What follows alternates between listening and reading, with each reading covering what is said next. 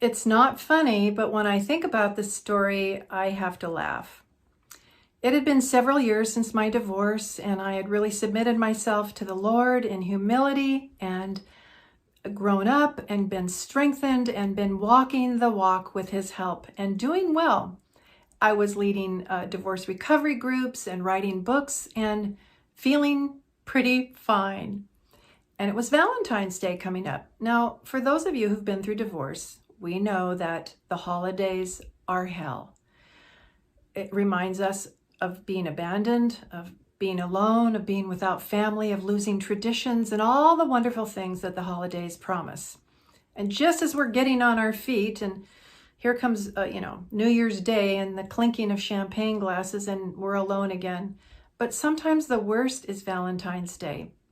It's all over the stores. There's nowhere we can go that we're not reminded that it's the day of romance, but we don't have romance. What that can do is rip off the scab and bring up all that hurt from divorce again. So I had decided I'd been through a couple Valentine's Day and I was fine. And I had actually been telling people that, loneliness isn't the worst thing. And you should just, start going to movie theaters by yourself. Go to a movie by yourself if you haven't. Go shopping by yourself. All the things that you normally do with a spouse or have to do something with somebody. Start going alone. Start to learn to enjoy your own company, to value the peace and the beauty and the surprises that come with solitude. So armed with all this wonderful experience, I decided I was going to drive to my timeshare in the Southern California beach, and I was going to spend the night and go to a beautiful beachfront hotel overlooking the ocean. And there was a restaurant on the pier right there. So I was going to have dinner, and I was going to time it just so that I could watch the sunset go down. I decided to order my favorite bottle of very expensive red wine. And I got all dressed up and I said a prayer. And I said, Lord, I know you love me. You're the one who loves me. So this is going to be wonderful. So I go into the restaurant and there's couples all around, and I get a lovely table for one on Valentine's Day, overlooking the ocean, and the sun is indeed going down. I order a glass of wine and I start to look around and I start to realize I'm the only one in the restaurant, all alone. Everybody else is happy and going gaga and practically leaning over the tables all over each other. And all of a sudden it hit me. I wasn't okay. This wasn't okay. And thoughts came flooding in like, are they looking at me? Are they wondering why I'm alone? And then I was mad again. Why did he leave me? And I worked so hard and here I am, and I'm doing all the right things, and nobody loves me. Nobody's come along, and I'm all alone, and the whole cycle. And I wanted to cry, and I wanted to vomit. I ordered my dinner and had about 3 bites, and then a little voice inside said, Rose, you know what? God bless you. You gave it a good try. Get the heck out of here. And so I did. I got my purse and I went back to my room and I burst into tears. I will never do that again. I didn't do that again. And those of you who know, I spent many, many years being single and lonely. But then eventually I did meet my old high school sweetheart at our 40-year reunion, and we are married now. But loneliness can hit anybody at any time. Solitude is different than loneliness. Loneliness is where this is the thought process. Nobody sees me. Nobody cares about me. Nobody gets me, and nobody loves me. I mean, you can be in a room full of people and look around. They don't get me. They don't really know me. And they don't really love me. That's where loneliness and feelings of being lonely can sabotage wherever you are and whoever you're with. So I was thinking about a beautiful meditation that I've had over the years about loneliness. And let's go back to the Garden of Eden. Now, remember when God created man and woman in his own image, in their own image, and said, This is good. All of creation was good, good, good, good, all those 6 days. But man and woman, when they were created, God said that was very good. So we're the crowning glory of creation, and we are very good. And right in that first part of the Bible, we hear what God says for the first time, which is not good. And what does he say? It is not good for man to be alone. Now, it wasn't because he was lonely and he wasn't happy. I mean, Adam had God and Adam had the animals, and he was in paradise, for crying out the window. But he didn't yet fully image. Adam, the man, did not image God. Remember, we're made in the image and likeness of God, and God is a communion of persons. God is a holy communion of persons. God is a divine relationship.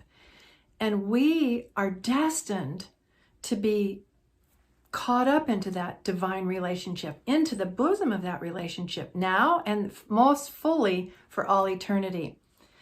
So it was not good that man should be alone. So we are made for relationship. We're made for relationship. It's not wrong. It's not bad. It's not weak to want to have somebody to love and somebody to love us, to see us, to get us, to love us. But then we go to another garden in the New Testament, and that's the Garden of Gethsemane. And I have been blessed, so deeply blessed, to have gone to the Holy Land and stood in that very garden where Jesus, the new Adam, was alone. He was so alone. He did look around, as you know the story, and even his best friends who were asleep, he said, look, they don't see me, they don't get me. And maybe he felt that he wasn't loved. He did feel all the angst that we feel of having been abandoned. But here's what Jesus did with that loneliness. Here's what Jesus did with that utter feeling of being betrayed and abandoned. He gave it to the Father. Please remove this cup of suffering from me, he begged. He said, but Father, thy will be done.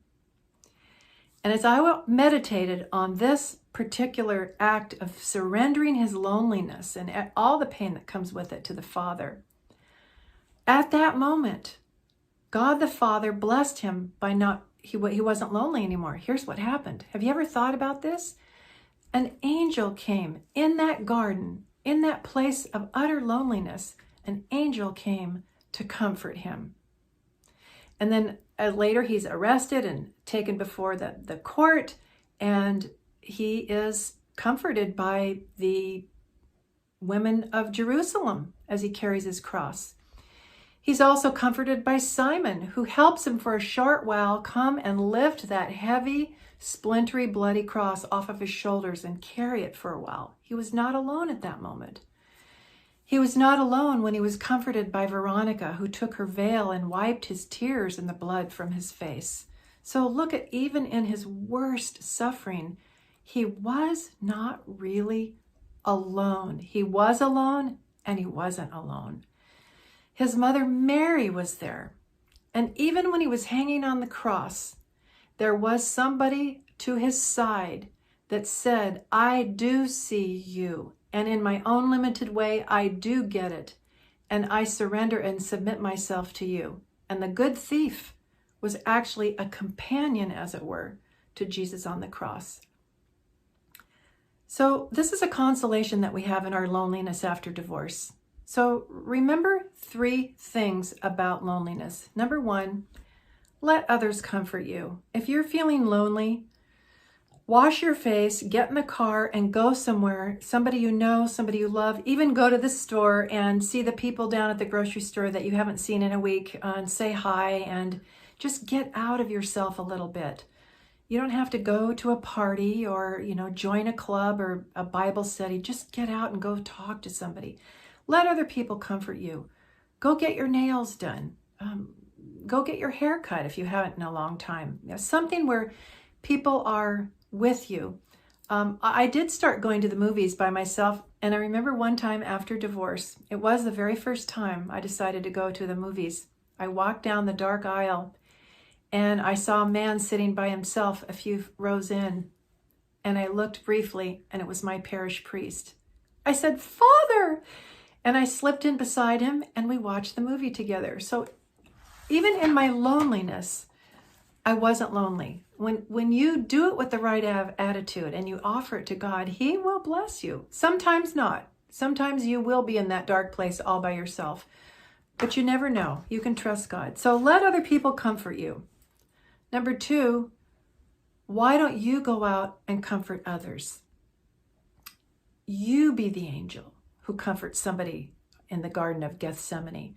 You know, St. John Paul II has a beautiful quote that man does not find himself, his true happy self, unless it's in the sincere gift of himself. So go be a gift to somebody else. I remember one time I was boo-hooing it in church, and I got up after Mass and I'm walking alone, and I saw another woman.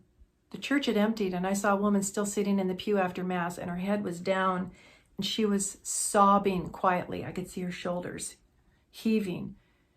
All of a sudden, I came out of myself and I rushed to her side. I didn't know who she was. I put my hand on her shoulder and I said, "Is there anything I can do for you?" She answered without lifting her head, "No, but thank you." And I stayed there for a few more seconds and then I left. Be the angel. Be Veronica. Wipe somebody's tears. Be Simon. Go find somebody that has some heavy lifting that needs help with. Do that for them. Be Mary to somebody. Even be the good thief with other people going through divorce who hanging on that horrible cross of separation and divorce. Go hang with them and commiserate with them. Let them know they're not alone even in their worst suffering. And number 3, give your loneliness time. Loneliness comes and it goes in waves, and it doesn't always stay permanently. I remember a long time ago, my dad told me a story of when he was a young boy, and it was in the early 1900s.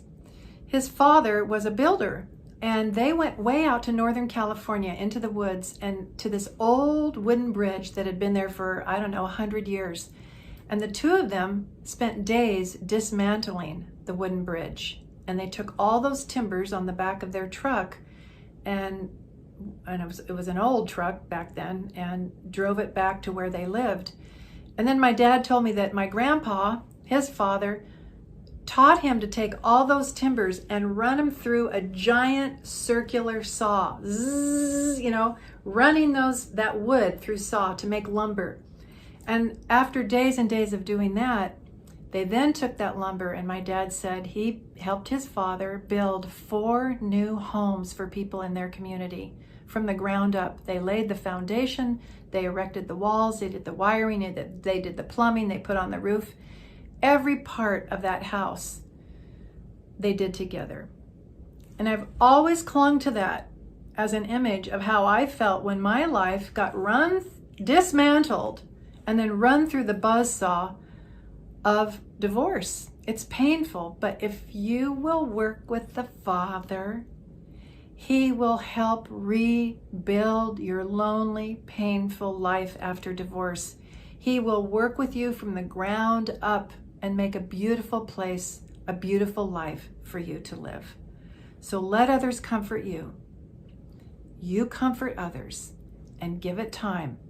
Learn to be self-sacrificing and not full of self-pity. Trust in Jesus. Trust in Jesus. And say this every day. Jesus, I give everything and everyone to you. I give my loneliness to you, Lord. Fill me with your love. Jesus, I trust in you. And remember, you may feel alone, but you are not alone. God bless you.